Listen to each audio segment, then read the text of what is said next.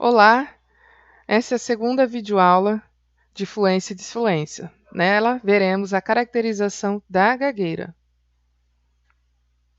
Meu nome é Andréa Cristina e vamos lá. O diagnóstico da fluência ele se divide em três partes, três tipos de diagnósticos.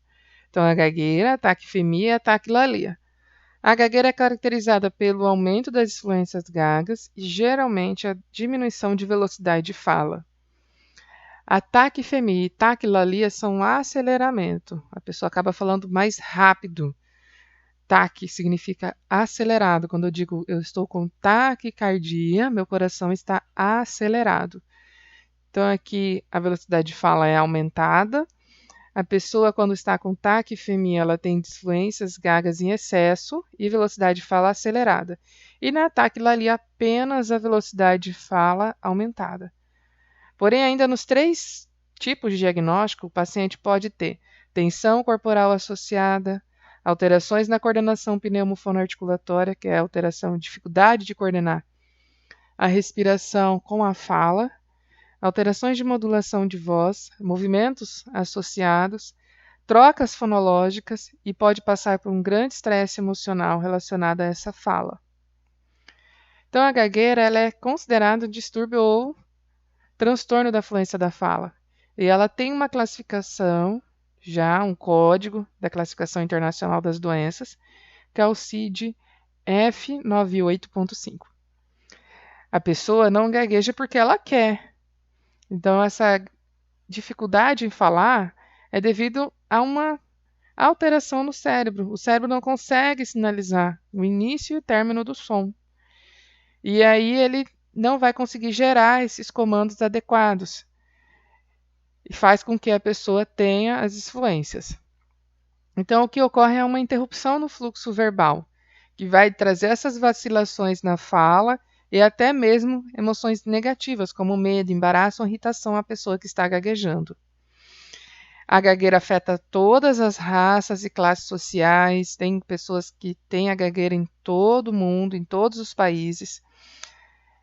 Ela tem um componente hereditário, então gagueja, a pessoa tem a gagueira, o pai tem a gagueira, o avô tem a gagueira, e ela é mais prevalente em gêmeos monozigóticos, que compartilham a mesma placenta, e nós temos alguns sinais aqui da gagueira. Traz muito sofrimento interno à pessoa que está gaguejando, a pessoa tem o que quer falar, ela sabe o conteúdo que ela quer falar, mas ela não consegue falar, e isso faz com que ela tenha reações negativas, sofra bullying, reações negativas até externas, né, da sociedade. E isso faz com que ela tenha interferência na comunicação, tanto na escola, para apresentar trabalhos, quanto na atividade profissional. Aqui temos uma evolução da história em relação à gagueira. Na própria Bíblia dizia que o Moisés é o primeiro relato de uma pessoa com alteração de fala em relação à gagueira. Em Êxodo 4, é lento de fala, pesado de língua e com um comportamento de evitação. Então, novamente, aqui o trecho que fala que, Senhor, eu não sou eloquente, nem o fui dantes. Então, ele mesmo fala dessa dificuldade de eloquência. Ainda na Grécia Antiga, eles diziam que a pessoa que é gaga tem aspereza, secura da língua. No século XIX, era interpretada a gagueira como uma anormalidade no aparelho fonador, ou seja, a garganta, a laringe que não estava funcionando direito. No século XX, acreditava-se que era uma natureza de alteração psicológica, então apenas algo emocional que faz com que a pessoa gagueje. E hoje, diante da evolução de exames clínicos, descobriu-se que é um distúrbio neurológico. Então, o cérebro de uma pessoa que tem a gagueira age diferente em relação ao cérebro de uma pessoa que não tem a gagueira. Então, diante dessa evolução histórica, os tratamentos também foram mudando. Então, como antigamente acreditava-se que era uma alteração da língua, eles inventaram os pesos de amarrar na língua, ou até mesmo prótese para segurar, conter a língua na boca. Só que isso não adiantava, só distorcia ainda mais o som da fala e fazia com que a gagueira ficasse menos imperceptível do que as próprias distorções. Na época que acreditava que era uma alteração do aparelho fonador, começaram a inventar as cirurgias plásticas de boca, de garganta, para tentar barrar a gagueira. Então aqui nós temos alguns dispositivos que eram utilizados para dar peso na língua ou segurar a língua. Só que hoje já se sabe que a gagueira é uma alteração neurofisiológica, então é uma alteração nos núcleos da base. O que ocorre é um aumento da produção da dopamina, D1 e D2. E aí, por isso, ela é um distúrbio neurológico. E a pessoa não gagueja porque ela quer. Ela não passa de pessoa para pessoa, que é uma das crenças que a população tem. Então, ela não é contagiosa, ela é involuntária. Então, aqui nós temos os núcleos da base, que está relacionada com toda a motricidade do corpo, a movimentação do corpo, a movimentação dos órgãos de fala. Então, nesses núcleos da base, nós temos um neurotransmissor, que é a dopamina, e essa dopamina de quem tem a gagueira, ela é desequilibrada, e isso faz com que a pessoa gagueje. Aqui nós temos alguns links que vocês podem estar clicando aí em casa para estar estudando um pouco mais sobre os núcleos da base. Então, os núcleos da base, eles vão atuar com menos frequência em algumas situações de automatismo. Por isso que a gente escuta por aí, né? Então, ele é gago e quando canta para de gaguejar. Sim, porque nessa atividade é uma fala decorada.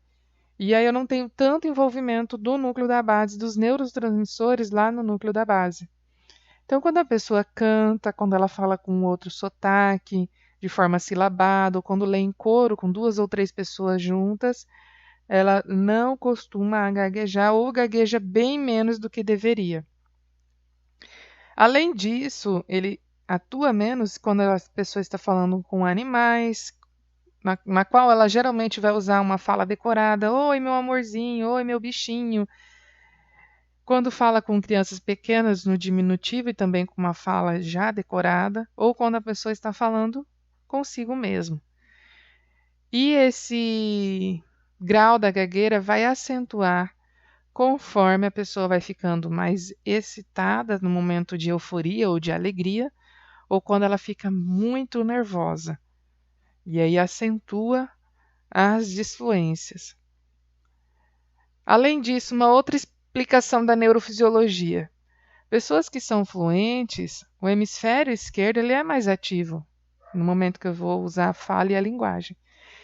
Já quem tem a gagueira, esse hemisfério esquerdo não está funcionando direito. A fala sai gaguejada. E aí o que acontece? O hemisfério direito acaba contribuindo, ajudando o hemisfério esquerdo. E aí a gente tem esse mecanismo compensatório. Nas pessoas que são fluentes, a pessoa acaba ativando mais a área frontal do hemisfério esquerdo, que tem a ver com planejamento, raciocínio. E aí ele ativa primeiro essa área frontal para depois acionar as áreas centrais de execução da linguagem. Já quem é gago, esse padrão é ausente, ele não consegue fazer essa temporalização, essa sequência de comando cerebral do hemisfério, da região frontal do cérebro em relação à região central. Então ele tem essa incoordenação de comandos. E tem outros autores que dizem que quem tem a gagueira também vai ter uma dificuldade de coordenar as áreas de Broca e a área de Wernicke. A área de Wernicke tem a ver com a entrada, a compreensão dos sons. E a área de Broca, a programação motora, de reprodução, de fala desses sons. Então, essa incoordenação entre a área de Wernicke e a área de Broca. Outros estudos dizem que quem tem a gagueira tem uma dificuldade na girificação do cérebro, esses giros. Então, no cérebro nós temos sulcos, que são essas entradas, e nós temos os giros. E esses giros aqui não têm a mesma sequência correta ou a mesma ordenação de quem não tem a gagueira. E aqui eu trouxe para vocês uns dados estatísticos. Então, por volta de 2 a 3 anos, os núcleos da base ainda estão em formação na pessoa e por isso é comum que ela tenha muitas influências nessa fase. A maioria das pessoas vai ter a recuperação espontânea, mas nós devemos nos alarmar em relação a essa frase abaixo. Espera que vai passar, que é muito comum nós ouvirmos de alguns profissionais da saúde e nós devemos ficar atentos, mesmo que a pessoa por volta de 2 ou 3 anos de idade tenha essa disfluência, e ela pode ter a remissão espontânea do quadro, nós devemos acompanhar, avaliar essa fala desse paciente e ir acompanhando ele para que nós venhamos a intervir o mais precoce possível. Não espere, porque tem casos que não vai passar. Então, 1% da população mundial tem a gagueira crônica. Isso corresponde a quê? 55 milhões de pessoas no mundo. 3 milhões de pessoas nos Estados Unidos. 2 milhões de brasileiros que têm a gagueira. Então, é muita gente. Isso corresponde a em torno à população de Manaus e Curitiba, no Brasil. Ou de Curitiba. Então, por isso, deve ter a detecção precoce. Não devemos esperar passar esse distúrbio que vai marcar muito a comunicação e a vida dessa pessoa. Ainda tem uma outra estatística. Nós temos mais homens com gagueira do que mulheres, cerca de 3 a 4 vezes mais. E isso também está relacionado aos distúrbios de linguagem, que também ocorrem mais no homem do que na mulher. E aí nós temos aqui alguns tipos de gagueira. Temos a gagueira do desenvolvimento, que surge quando a criança começa a falar, não tem nenhum dano cerebral associado. Temos a gagueira neurogênica, que ocorre após um dano cerebral, um derrame, também chamado de acidente vascular encefálico, AVE, ou até mesmo um traumatismo craniano, que é mais raro de acontecer essa gagueira neurogênica.